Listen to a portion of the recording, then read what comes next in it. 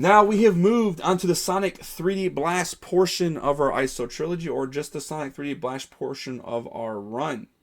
Again, Sonic 3D Blast, we are playing on original Genesis, and everything on this game is, the audio is muted until it is needed. So we've made all three clean game switches without having very little pauses in between, very little to no kind of tech required once everything's set up perfectly, back to back to back. Now, Sonic 3D Blast. We are going to be blasting through this game as fast as we can. This is my main speed game. This is the first ever speed run that I attempted. This has been the one that I have stuck with the most, and the one that I have the most fun with. And we've really have gone through and done a lot of optimization over the last few years in 3D Blast. That has really pushed this time down to now a low tier 25 for that, when we thought 26s were going to be awesome to get. Now we're getting close to where a 24 is in the realm of possibility. So Sonic 3D Blast has 5 flickies that you gather in each area. As you can see, as I'm already getting them, they have different colors. Different colors mean that the flickies AI will do different things. So far, all we've seen is blue and purple, and essentially they kind of react the same way. They're just kind of designed to find Sonic. They kind of go towards Sonic, so wherever Sonic is at, they do tend to go towards. And then right here, we get our first instance of a red flicky. Now, if I allow a red flicky to touch the ground, which I hope does not happen, the red flicky will bounce back and forth basically in that same spot. It bounces really high in the air. So we don't want those to get loose, but they do stay in the same spot. Every flicky that comes out of an enemy, it stays with that same enemy type. So those worm enemies or snake enemies always have a red flicky no matter what. So we've done a great job of not allowing the red flickies to kind of jump around. And sometimes, as we saw in the first stage, and even there for a brief second, we will break a flicky out of the Badnik and let the flicky kind of run towards Sonic. So again, it only works for blue and purple.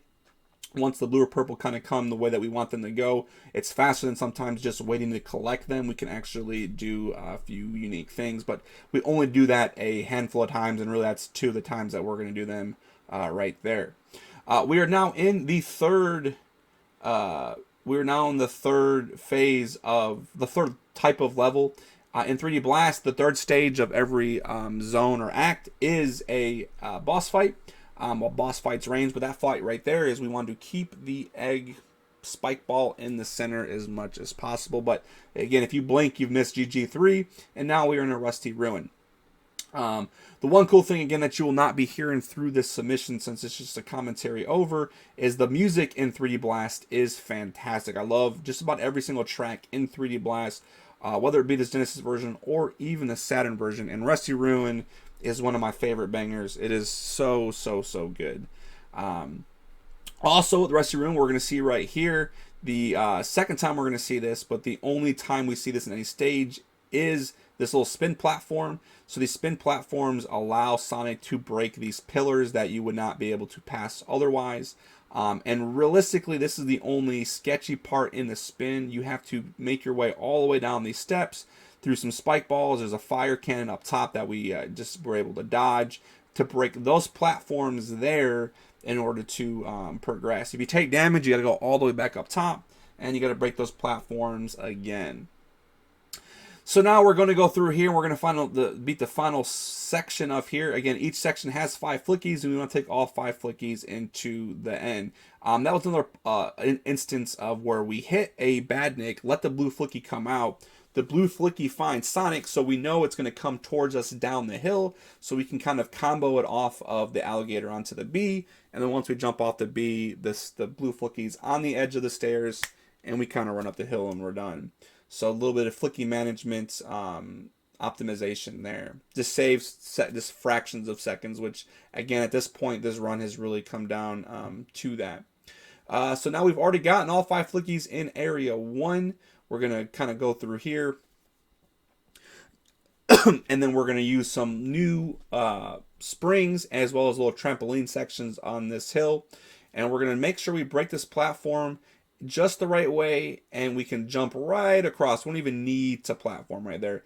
Having to actually platform in this game is can be very troubling. Right there was also an instance of Sonic can avoid taking damage. So we have not seen this yet, but if Sonic takes damage, all the flickies will kind of disperse. All those flickies will fall off of Sonic, and then you got to go regather them up again. However, Sonic has kind of a what we call a flicky tail, if you will. So you saw me running a little bit faster there. All the flickies are behind me. Well, the first flicky in that last zone ended up getting hit by the fire, but Sonic did not. So the flicky still came off of Sonic, even though we did not take damage. So we didn't lose any rings, but we did lose a flicky.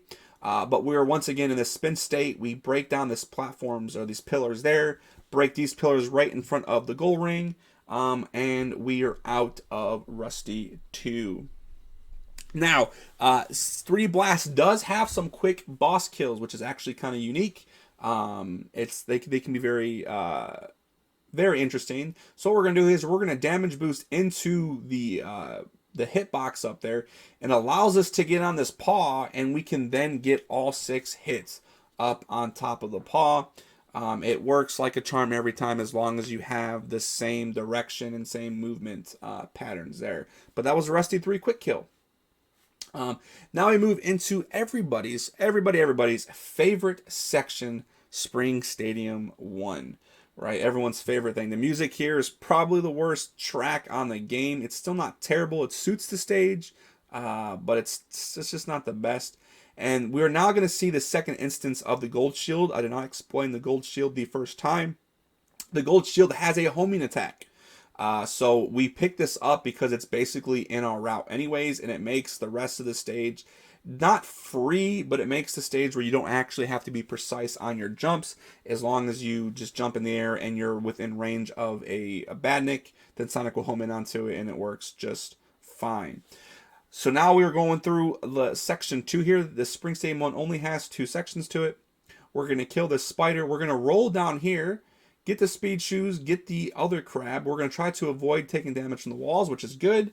Hit the balloons, 2 balloons, another homing attack onto the little mosquito. We want to jump off of the side there, so we made a mistake because jumping off the side can hit that pufferfish before it blows up.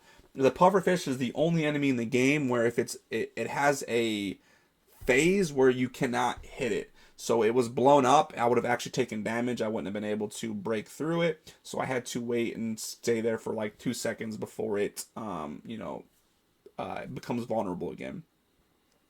So now we are in Spring Stadium 2.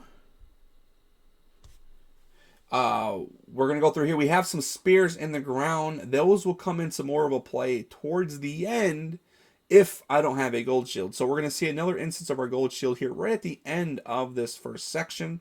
So once we get all 5, we're going to turn them in first.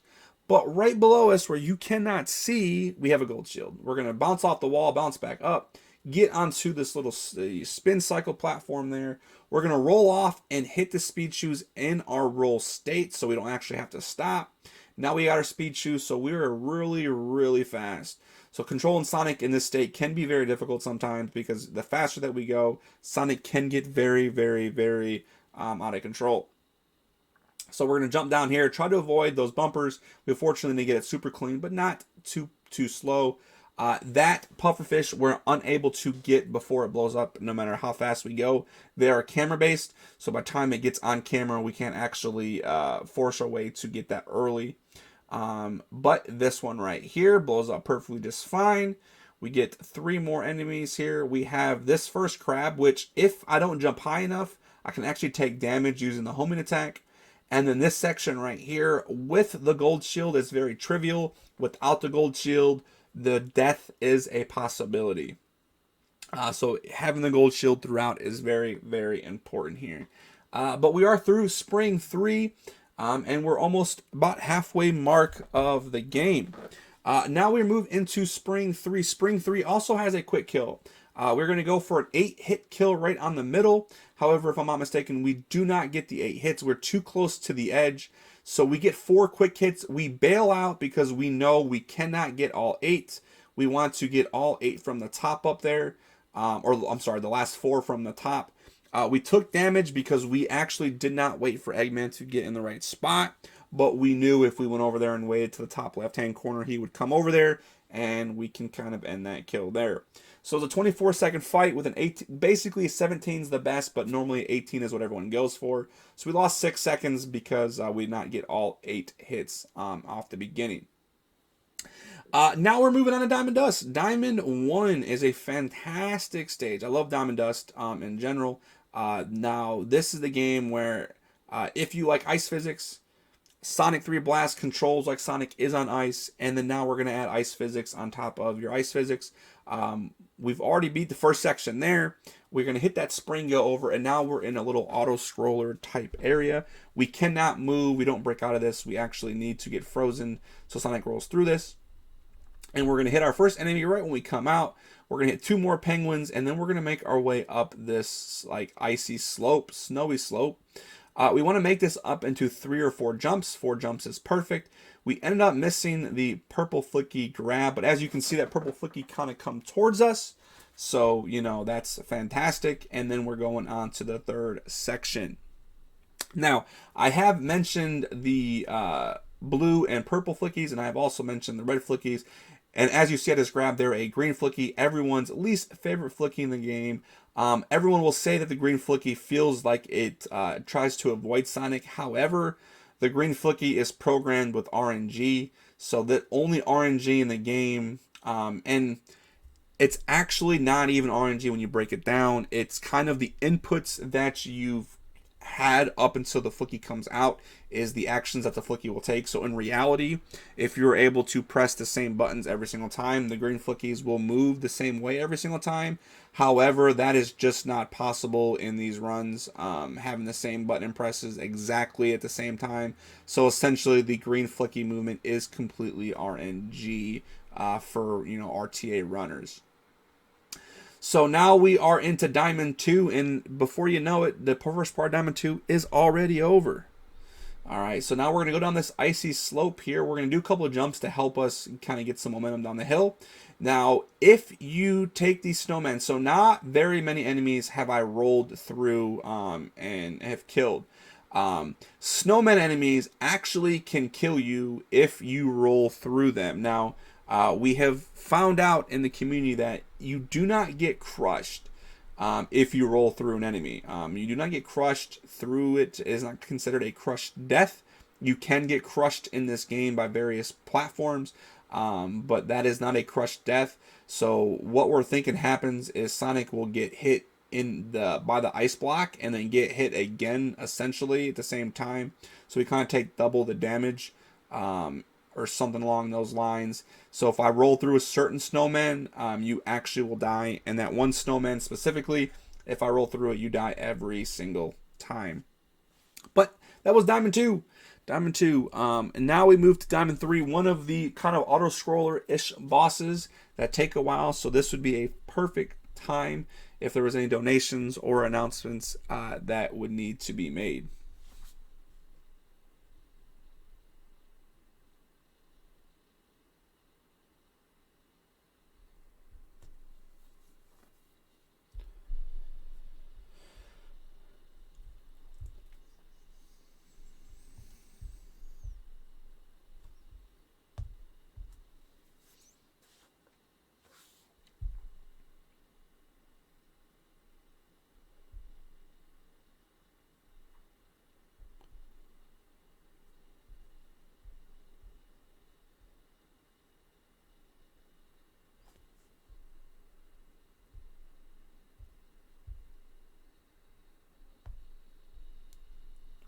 That is the boss fight for DD3. And now we're moving on to some of my favorite stages. We're going to move into Volcano Valley. Volcano Valley 1, we go for this kill here. So we want to roll that enemy through that enemy. We want to get the invincibility. And when we jump across, we want to grab the blue flicky. We missed it, but got a quick secondary grab. The reason the invincibility is so important here is because we have those fire cannons there. We got fireballs that are shooting through there. We have this fire bar right there. You can make it through that section unscathed if you don't have invincibility, but the invincibility is right there. It's literally right next to the enemy. Just go ahead and grab the invincibility and make your life significantly easier when you're playing this game here. This is the first instance that we see of kind of like a little teleporter area there. So we go into like those little chutes and it shoots us from one section to the next. That is the only time that we're actually going to go ahead and do that in this game. As there's other sections in this level and in Volcano 2 that have that, but it just kind of leads to power-ups and various other rings, or sometimes it even ends up to Tails or Knuckles. I have not talked about Tails or Knuckles yet, so Tails or Knuckles in this game are actually the special stages. So if you find Tails or Knuckles and you give them 50 rings, then you get teleported to a special stage. The difference between this Genesis version and the Saturn and PC ports is you can only access one special stage per level. The Genesis version, you're able to access both.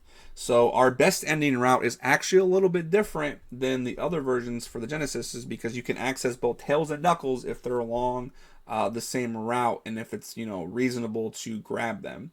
The other level games, if you don't do it, or if you give the other 150 rings, then you'll end up just getting a 1-up for your trouble. But you still get all your rings taken from you. So now we're in Volcano 2. So Volcano 2 is another one of my favorite stages as well.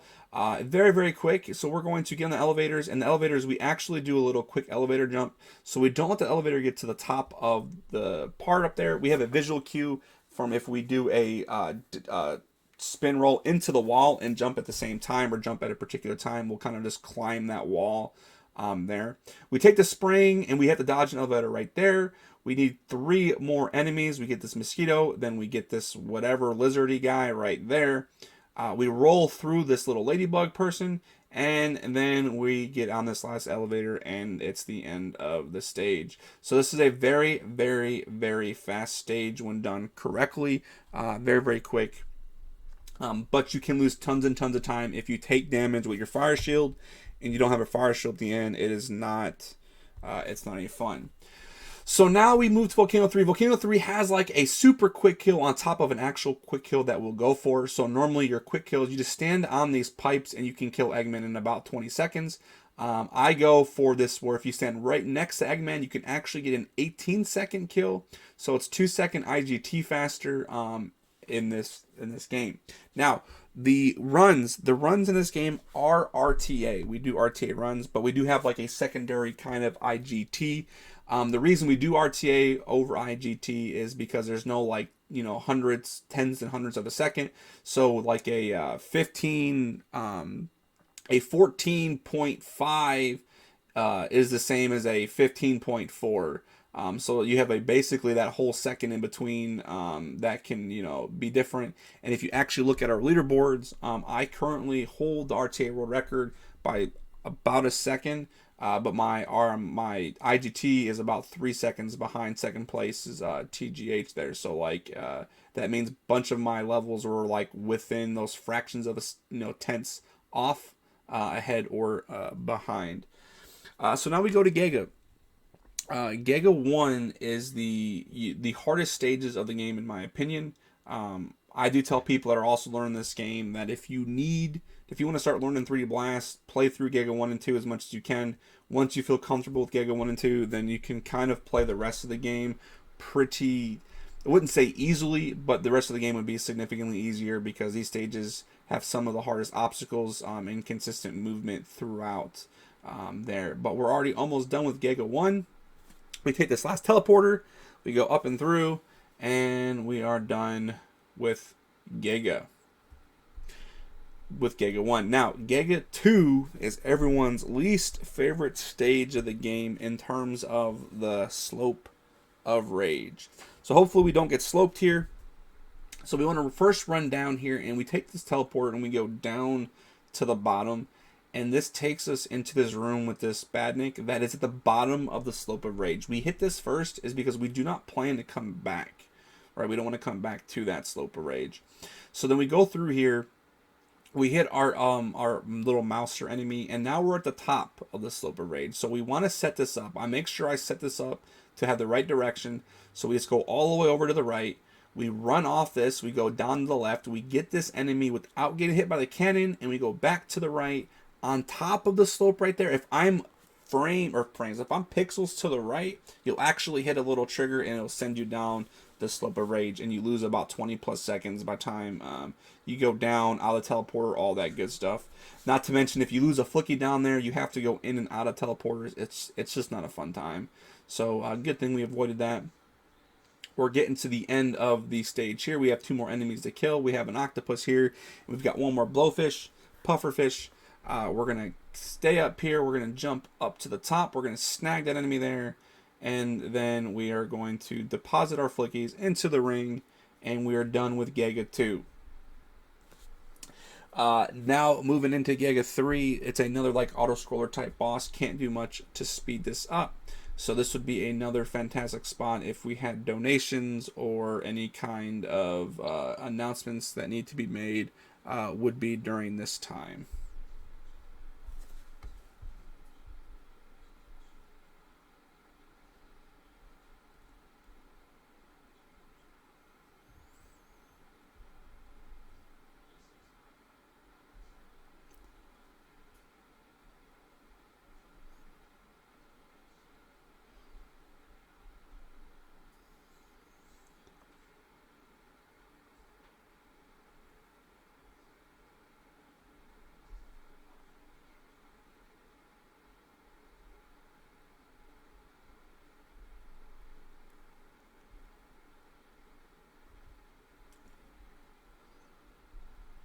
One cool thing about this boss fight is I like to be able to hold Sonic against the wall there, and if you just let Sonic drift in that right angle, then we T-pose. We have to assert dominance over Eggman.